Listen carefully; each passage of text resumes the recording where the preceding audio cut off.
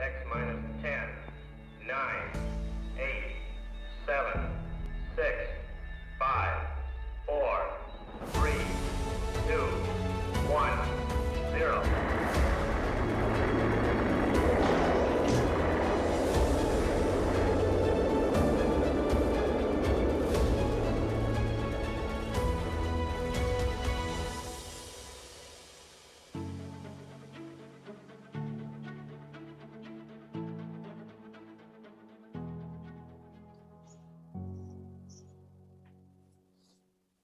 All right, welcome everybody again to another episode of The Moon at Noon. Nice to see everybody. Oh my goodness, we have a lot of people from the States here. We don't usually see many folks from down south, so it's lovely to have you. Thanks everybody for joining. Maybe they all listen to our podcast. Maybe, yeah. Yeah, because we're on Casual Space Podcast with Beth Munn. So be curious in the comments, who is listening from that heard us on the podcast? That would be great to know. Because I think that aired last week between these sessions. Yeah, it did, yeah. Oh, yeah. So it's great. Yeah, we're famous now. Podcast famous. Podcast famous. The intro video reminded me that anyone see the SN15 launch and landing last night? So there's only a little baby fire.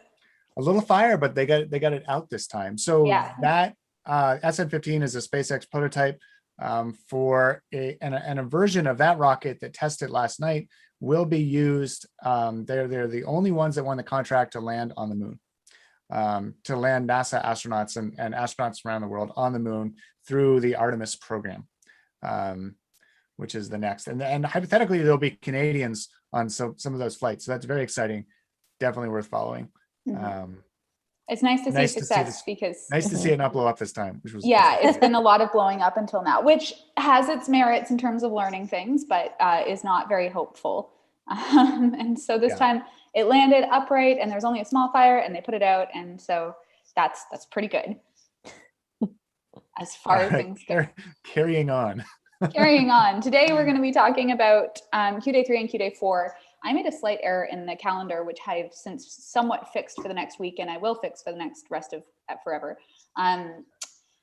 Q Day 3 is today. And this is part of this issue with the whole Q Day being kind of like relative to when the actual specific timing of the full moon, the new moon, whatever. So Q Day 3 is today. Technically, the moon is still up, just barely. And so you could go out and view it right now or right after the session if you're in Toronto or West. If you're not, then you might not be able to see it today, but you should still be able to see some targets tomorrow night from Q Day 3 as well as Q Day 4's targets. Alrighty, so all that said, let's jump in. We're going to talk today about, first of all, how to even see the moon during the day, because it's one of those things that a lot of people don't gel inside their brain, of like the moon being up during the daytime and thinking about it when you're outside during the daytime or first thing when you wake up in the morning, anything like that. So we're going to check out the next 2 days, what the moon's actually doing and like when it's rising, when it's setting, all that good stuff. And then we are going to talk about observing in the daytime in general, as well as targets. And then John and Samantha did a bunch of research into Rayleigh scattering. So Rayleigh scattering is like so poorly communicated across almost every, like it's so hard to communicate that even I don't properly understand it. So I'm really thankful that you guys did research because I can't talk about it, that's for sure. Yeah. We'll talk about that in a few minutes. Back to the moon. Back to the moon. I'm going to share Stellarium really quick to show you all what's going on right now. So here is right now in Toronto. The sun is shining, the tank is clean, all of that good stuff. We have the moon up here and the sun up here. So you have a chance, and the key thing I think in this scenario is to sort of get an idea of where the moon is relative to the sun, because that's helpful when it comes to visualizing the rest of the sky. Yeah, I think the challenge right here is like the moon's in the sky, but at this phase, it'll be incredibly difficult to see against the background. Yeah, So for keen eyes, you should be able to see that depending on the sky conditions. Mm-hmm. But like tomorrow, it'll be in the sky in the day, but your chance is much less that you'll be able to actually pick it out. Mm-hmm. And the other thing too is the smaller the face of the moon, like the smaller the part of the moon that's lit up to our eyes, the harder it is to find. So that's why if you do notice the moon in the daytime, it's almost always a quarter full or more, because it's much brighter that way. It's a lot harder to see here. It is there, and technically you can see some of this is a Q day 3 target, which we'll go over, called Kepler. You can see some of the targets. You can see Sinus Iridum here, but it will be hard to find. It'll be up though for a little bit longer. The best time to view it is not when it's about to set, which I'm gonna bring up the time window. We do have like 3 more hours before it sets technically. That's not really the best time to view it. The best time to view it is first thing in the morning, not right before it's setting during the daytime. So if you can get out this afternoon, if you do have clear weather, and if you have nothing better to do with your time, give it a shot. You might be able to see some stuff. I think it'll be a challenge, but although we talked about with a telescope, like let's say you can barely pick it up. If you can get a telescope pointed at it, the telescope with magnification against a light polluted sky, like the daytime is like the ultimate light pollution, right? Magnification tends to increase contrast. So as you zoom in, whether it's binoculars or a telescope, the contrast will improve, and it'll appear brighter against the background. And it's almost simulating it a little bit here. The sky will begin to darken. So like if, let's say you look at the moon right after sunrise or just right before sunrise, and you use a telescope and you zoom way in, the background sky, even though to the naked eye might appear blue, it'll be dark blue through the telescope, just because, you know, magnification reduces brightness and tends to increase contrast. So it definitely helps using an instrument to view the daytime moon. So maybe if you're trying to do the binocular program, maybe don't try today. But if you're doing the telescope program, you could maybe give it a shot. Do you know what type of eye, like what would be the minimum eyepiece you'd want to look through the moon at? I know that changes for all the optics, but. Well, eyepiece and magnification is focal length, or, you know, it's telescope dependent, right? So, I don't know. I did explore the moon almost entirely at 50. But, you know, if you had a wider aperture telescope and you wanted to, you know, zoom in more, there's nothing stopping you. The best things to observe the moon with are the things that you have. True. Yeah. Yep. And so this is mostly me standing on a soapbox telling people not to gatekeep, because I had a day yesterday. Okay, so I'm gonna scoop us ahead through time. Sunsets, the moon is to, if you're looking at it in the sky, it's to the west of the sun. And so we'll see it again when the sun is coming up. It will rise first because it is more westerly than the sun. So we're gonna go through the night, isn't this lovely? Yay, sleeping. And then, oh, and look, the planets are up, isn't that nice? Closer into the morning, you'll be able to see it starting to rise before the sun. You will see the sun starting to come up as well. The angle of the sun and the moon is not great at this time of the year to see things in the morning. Like the moon's gonna be really close to the horizon, but it's still there. And think of the beautiful pictures you would get if you could get it this close to the horizon, and see, have some foreground objects in the view. So this will be photographers, get out there at 5 a.m. Yeah, and actually, hold up. Why is my selection not working? No, okay, they're just bright stars. So this will be tomorrow morning, and you'll still get a pretty good view. I don't know if you'll notice, but that's Kepler there, which is what we looked at before, or in today's afternoon. So it is still visible tomorrow morning, so you should be able to see it, fingers crossed, depending on where you are. And it rises nice and early around 5. And once the sun starts to come up, it will still be there, but it gets fainter and fainter, as John said, every time that it goes on.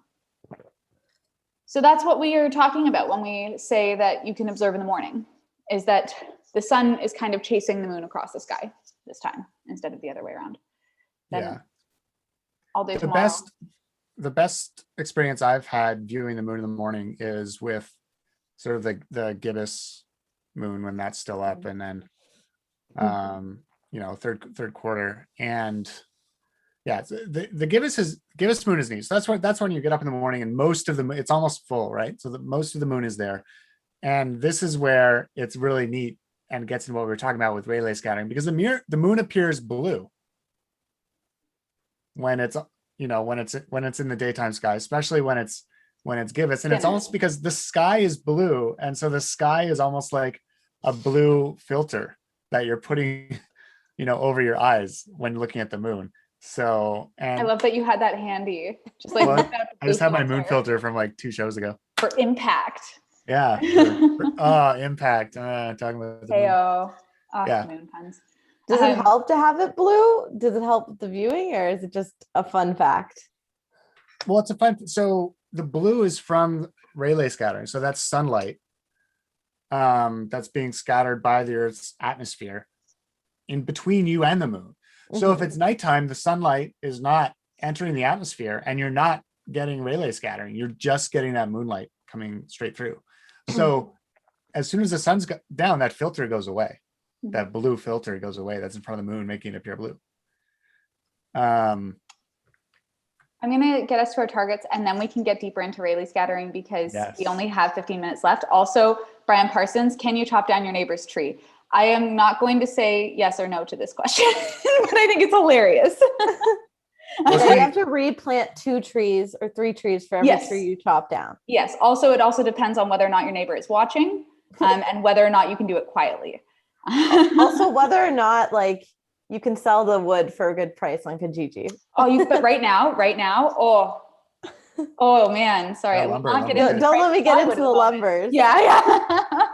I tried to make an identical thing that I made last year and found my receipt, and 6 times the price. Oh yeah, it's insane. It's insane.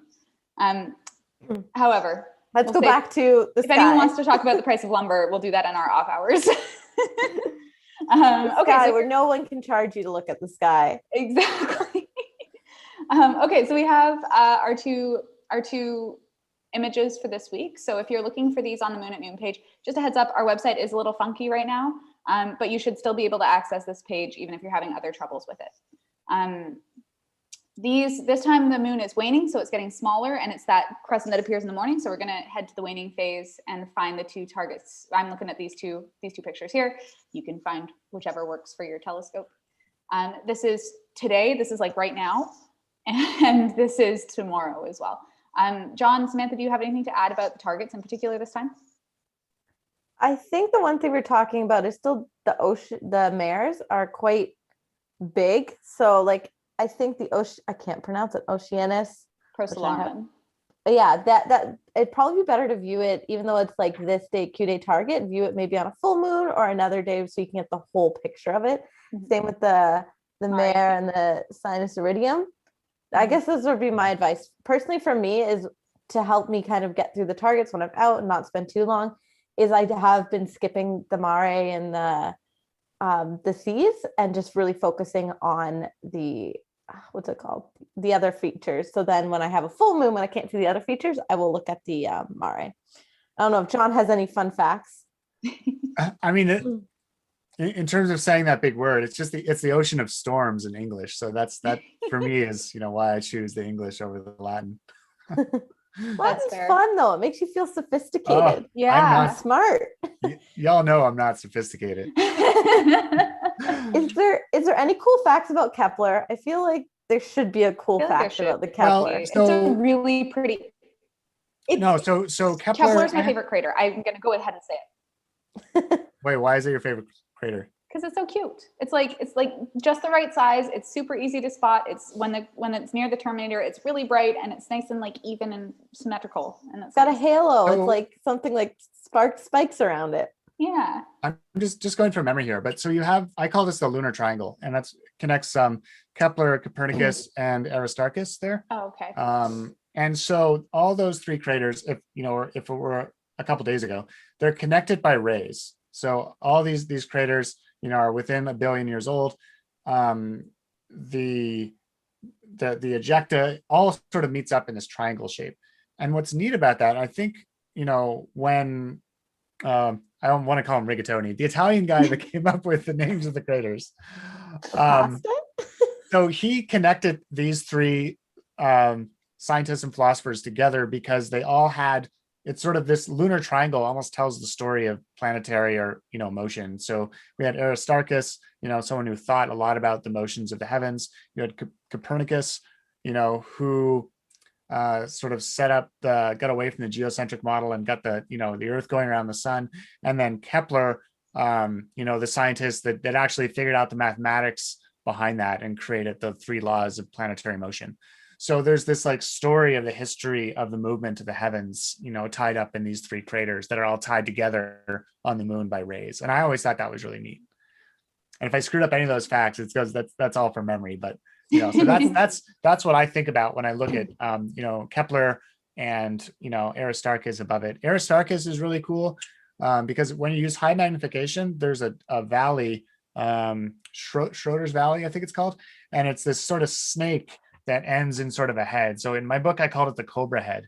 So you have this valley, so that valley or channel, ancient lava flow or something that comes in, and then it almost looks like it pooled into this round crater, the one that's light, that's right beside Aristarchus.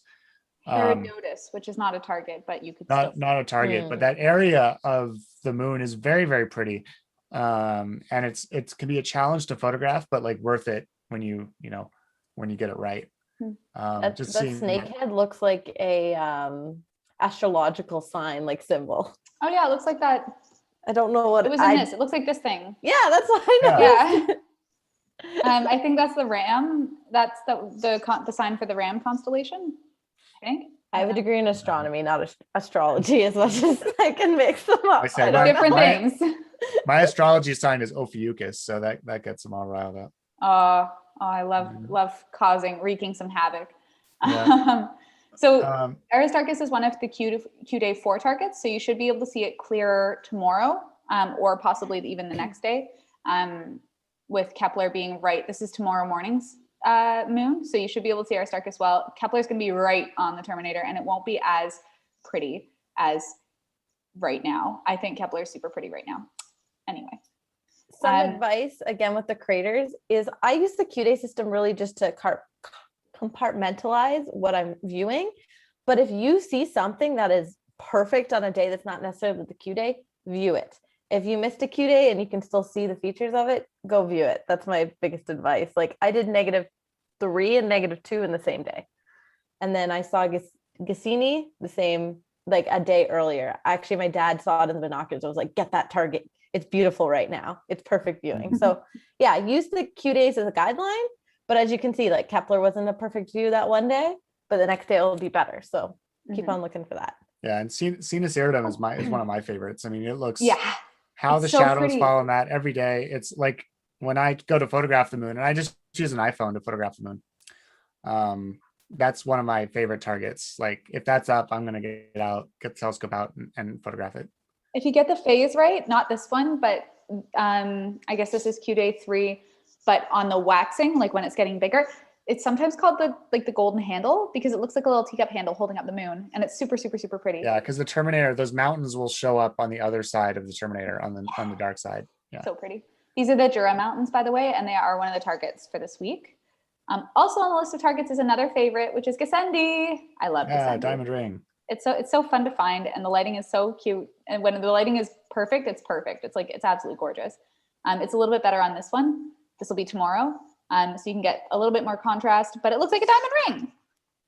Wasn't that so cool? It's my favorite. Well, it's not my favorite. I already said Kepler was my favorite. Jenna just likes all craters. I am a flip flopper.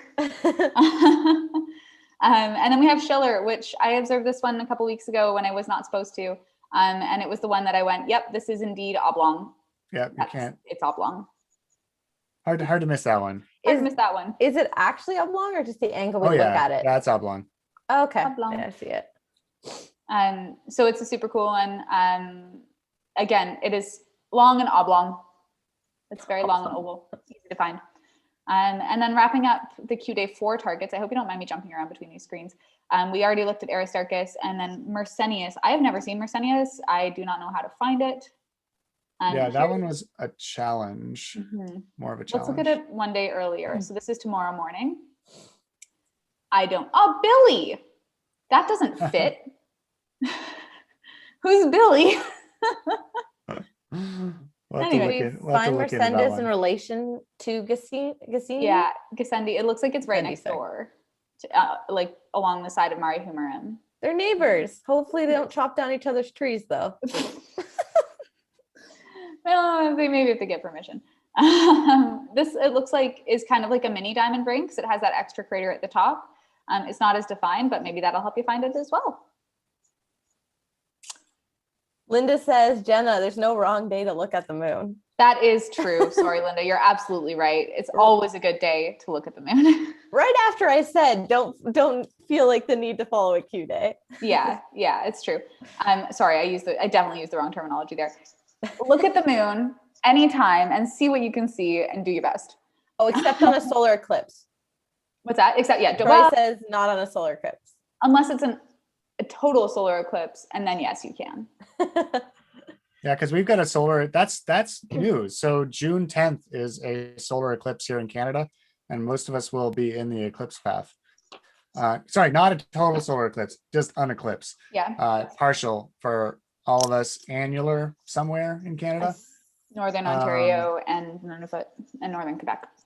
Yeah, Just so wake up annular is earlier. when there is a perfect alignment for you, but because the moon is further away from the Earth in its orbit, that it doesn't cover the disk of the sun. So I managed to lose all of my appropriately sized objects. It looks sort of like that in the sky. So you'd see the ring of fire.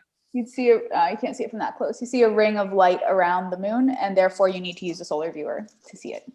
Yeah. We will have content coming out about that Mhm. in the next couple months. And when I say the next couple months, I mean like the next month, because that's when I was going to say the next month. We'll have it out. We'll be sure to advertise it to everyone, how to safely view the eclipse and what an annular eclipse is and where you can see it. Fun Don't fact worry. as well, we have a session on that day. It'll be way too late to see the eclipse, but we can talk about it afterwards. So if you do get the chance to see it, we can talk about that day too. Mhm. I think we have a question. And I was kind of wondering this. There are separate binocular and telescope observing programs. Can I use binoculars for the sum of the telescope program? Some moon phases are too low in the sky to see with my telescope, but I can walk to an opening with binoculars. Close one eye. Can I call a binocular a telescope? I feel that. I feel the need. Sometimes it's really late and you just want to bring out binoculars or you don't want to heave a telescope. I don't know. Can Dave answer I would that? say, I mean, I can answer for Dave. I think if you can get a telescope target with binoculars and confirm that you've seen it, that would count, right? I think the question though is like, because so like Cassini, sorry, it was a binocular target, right? But I was observing with my dad and we didn't have a telescope, but I felt like I couldn't actually write it down in my booklet as something I'd viewed. I had to go home and actually look at it through my telescope.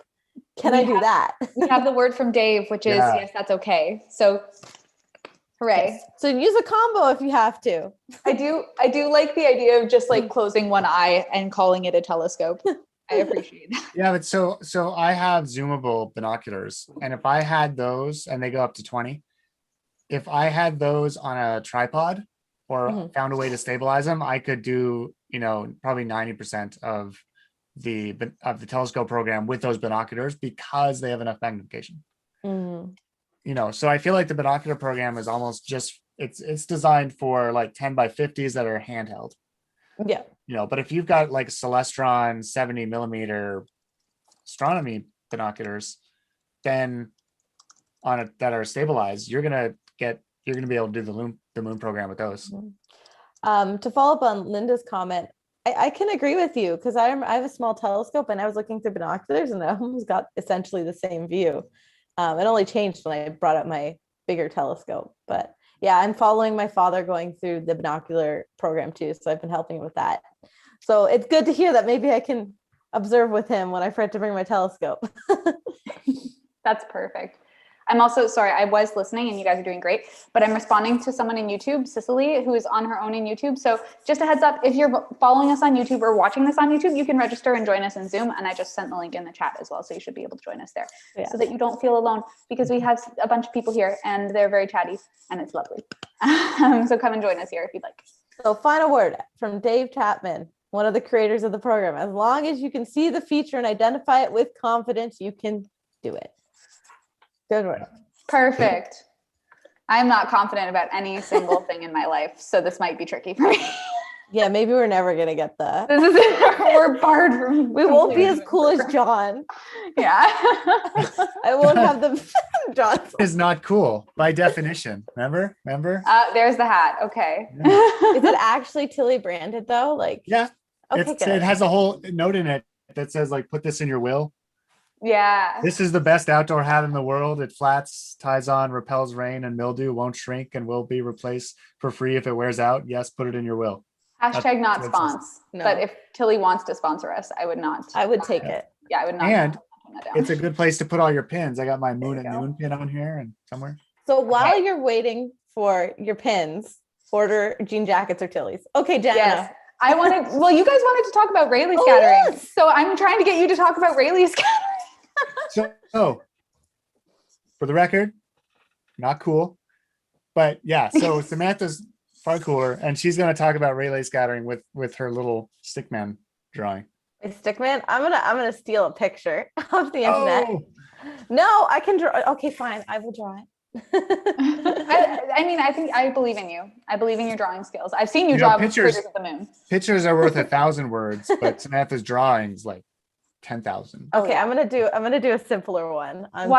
While Samantha is drawing, let us know in the chat if you would like us, or in the YouTube comments, if you would like us to do another lunar sketching session, because we had a really good time with that, and I think it might be kind of fun. So this But I is don't want to be repetitive if you don't like it. So this is why the moon looks like it's got a blue filter on it. this is my wonderful moon. I'll draw my moon over here. It's probably not super accurate. There's my. I'm not using my iPad. There's no C, so it's basically a cookie. There's your. There we C's. go. There we got some C's. Yeah, I don't have it fancy right now, but basically, as you all know, probably. I mean, I'm gonna feel really bad if I get this wrong. Like the Led Zeppelin album that Roy, G, Viv, all comes out of white light that we see in the sun. Yellow, orange. I'm getting this the wrong order too. Orange, green, blue, Blue. and violet, indigo. Look at that rainbow. Yay. I'm trying hard with this like Zoom thing. So our atmosphere, as you know, it protects us and it kind of has a layer. So I kind of, again, John, if I'm giving a really bad example, kind of like water, when you put a spoon in water, it like refracts, like the spoon bends. So it's kind of like the same thing with our atmosphere. But because of the size of the particles and what's in our atmosphere, all the red light and the green light and the orange light and the yellow light and not so much the purple light, just go straight through it. It kind of combines together to see, we don't see it. However, our atmosphere likes to bounce around the blue light. So the blue light will reflect and bounce all over.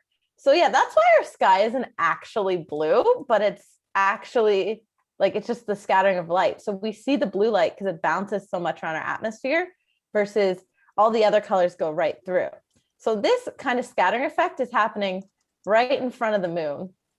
So that's why wonderful drawing, right? I love it. So that's why we actually see the sky that's blue. And I mean, for someone with a physics degree, I should probably have like realized this a lot earlier, but it just clicked about like half an hour ago. I guarantee at some point, I think in optics, you would have done the proof. And I think I can simplify that a little bit. But also, so the moon, like when it's setting or when it's right above the horizon, just like a sun will appear, red or orange, the moon also, often when it's near the horizon will appear red or orange. And that's so Rayleigh scattering has another effect in that when you're looking through a lot of atmosphere, the blue wavelengths get scattered to the point where they're gone. And it's only, the red and the orange wavelengths that remain. So, that's why your sunset and, is whatnot is not blue. But you might ask why, and this is our final thought for the day, to dive a little deeper, why is it the blue light that's scattered and nothing else? It's not a quantum effect, it's almost quantum, but it does have to do with molecules and light waves. So light waves have energy, right? And so this is my particle of atmosphere. Let's call this a nitrogen atom because our atmosphere is mostly nitrogen. So light waves will come in and they're waves and they'll hit it. And it'll absorb the energy and then bounce. And, so effectively the electron cloud around the atom is bouncing. And it's sort of like a kid on the swing. So if the bounce has the same energy as the wavelength coming in, you'll get a lot more activity going on. If you're pushing a kid on a swing and you're not pushing him at the same rate that he's swinging, it's really awkward and he'll probably get very upset and you won't be swinging as effectively, but that's what's happening. So the light waves and the sort of bounce back, and so it's called a resonance, right? Because they're the same, the energy that it's imparting onto the atom and the energy of the vibration in the atom are the same, just like a kid on a swing being pushed. And if you're on the East Coast, just like the Bay of Fundy with its tides, that's why the tides are so high in the Bay of Fundy. Hello, marine biology hat. Yeah. Is because of the natural. It's like sloshing back and forth in a bathtub. If you get the frequency right, the waves get really, really, really high. In theory, and so it's like the tides are doing that in the Bay of Fundy, which is why they're so high. Yep. Splish splash. John did tell us a cool fact that he knows someone researching how light is refracted in different atmospheres. Oh, that's one of Jenna's friends. Yeah, Carissa. Oh, so yeah. So Carissa studies the size of dust in the Martian atmosphere on Mars, and it's the same principle. So you can tell the size of a particle by the wavelength that it that bounces off it.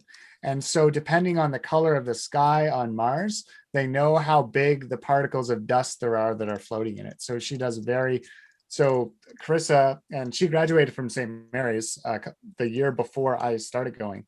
And now she works on one of the instruments on top of the Mars Curiosity rover. It's her job. So every day, every Mars day, she gets on a call with Jet Propulsion Laboratory in California. And so she's at York. Yeah. And helps decide, where to point the Mars rover. So it'll have the optimal view of either the sky or distant mountain ranges, because she'll also look at how light reflects off the mountain ranges, because she can look at clouds passing by and measure wind velocities based on the shadows of the clouds passing by distant mountains and stuff like that. And so, it all ties together into a model of how the Martian atmosphere works, but all comes back to Rayleigh scattering, which is super cool. And Troy asks, aren't sunsets on Mars blue? And that is true, right? The sky is kind of reddish during the day and it's blue at night. So same effect then. So the red would all get scattered away, leaving the blue. And that's probably because, I'm looking this up right now, but Mars's atmosphere is mostly CO2, right? Yes, but I think it comes And CO2 scatters in red, doesn't it? Oh, maybe. Because it would have to do with the size of the particles. So bigger particles, like particles of dust, which could be only a few atoms in size, or CO2, like if they're bigger, then they're going to scatter larger wavelengths. So red is not a much larger, but it's a larger wavelength than blue. It's a longer wavelength. So it's going to get scattered by larger particles, or it will resonate with larger particles. Optics is just cool.